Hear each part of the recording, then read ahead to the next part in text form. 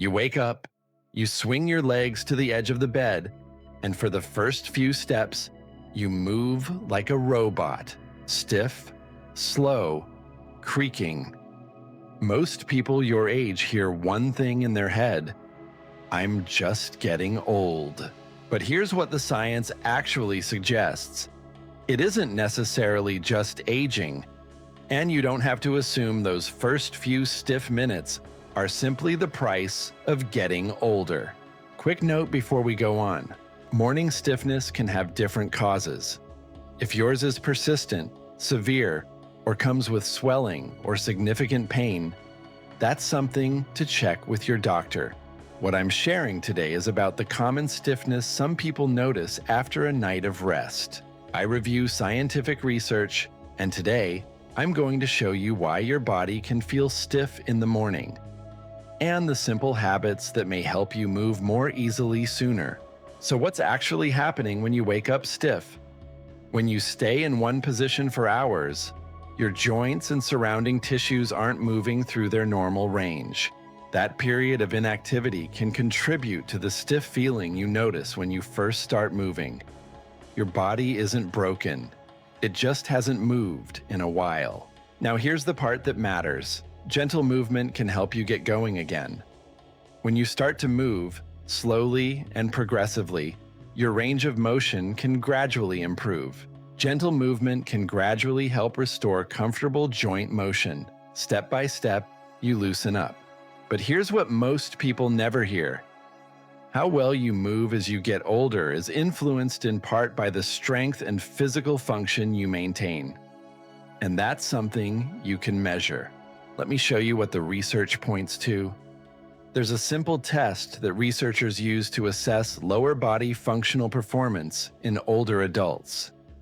It's called the sit-to-stand test. You sit in a chair, arms crossed, and you stand up and sit back down as many times as you can in 30 seconds. It sounds almost too simple, but research has shown that performance on this 30-second test can provide a useful measure of lower body physical performance. Now, this test isn't about measuring morning stiffness. It's about something different and just as important. It's a functional benchmark, a way to measure how well your lower body is performing. Because the stiffness you feel in the morning is one thing, the function you want to preserve is another. And function is what gets you out of that chair, up those stairs, and through your day. Here's where it all comes together. And I want to give you a name for it so you remember it. I call this simple 3-part routine the Morning Thaw. 3 layers, and each one may help you move more comfortably in those first minutes of the day. The first 2 layers are about those first few minutes.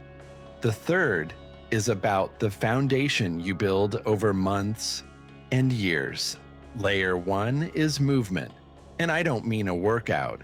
I mean gentle, progressive movement that gradually restores your range of motion after a long period of inactivity. Before you even leave the bed, you can do a few slow ankle circles, knee bends, and shoulder rolls. Then, as you stand, walk slowly for a minute or 2. Layer 2 is warmth. Warmth can make stiff muscles and joints feel more comfortable and may temporarily improve mobility. A warm shower may be a simple way to make those first movements more comfortable. And layer 3 is the longer-term foundation. Maintaining strength and muscle, because strength and muscle support balance and everyday movement. Now here's the part that surprises most people. That stiffness you feel, it's not just about what you do in the morning, it's about what you've been doing for years. And this is where morning stiffness connects to the bigger picture. Not because protein fixes stiffness, but because maintaining muscle helps preserve the physical function you rely on every morning. As you get older, getting enough protein can become more important for maintaining muscle. And because muscle can become less responsive to dietary protein as you age, getting enough throughout the day may help support muscle maintenance. And maintaining that muscle supports strength and physical function over the long term. It's part of what helps you preserve your capability as the years go by. So moving well in the morning isn't just about the morning. It's part of the bigger picture of maintaining strength and function as you age. So what does this actually mean for your life? It means there are practical habits you can work on that may help you move more comfortably and maintain function over time. It means protecting the physical abilities that make independent living possible. Climbing stairs without hesitation, carrying your groceries, getting off the floor if you need to. All of it comes back to the same thing: keeping your body capable. And here's a small way to start this week. I want you to try the sit to stand test. Sit in a sturdy chair, arms crossed, and see how many controlled sit to stands you can complete in 30 seconds. Write down the number. That's your baseline. Only do this test if you can safely stand from a chair without assistance. Use a sturdy chair and stop if you feel pain, dizziness, or instability. And if you're unsure whether this test is appropriate for you, skip it. Then start your mornings with the Morning Thaw. Gentle movement, a little warmth, and a focus on meeting your protein needs throughout the day. In a few weeks, repeat the test and see whether your number has changed. That's not vanity. That's function. That's independence. Here's the takeaway. That stiffness you feel in the morning isn't necessarily just getting old.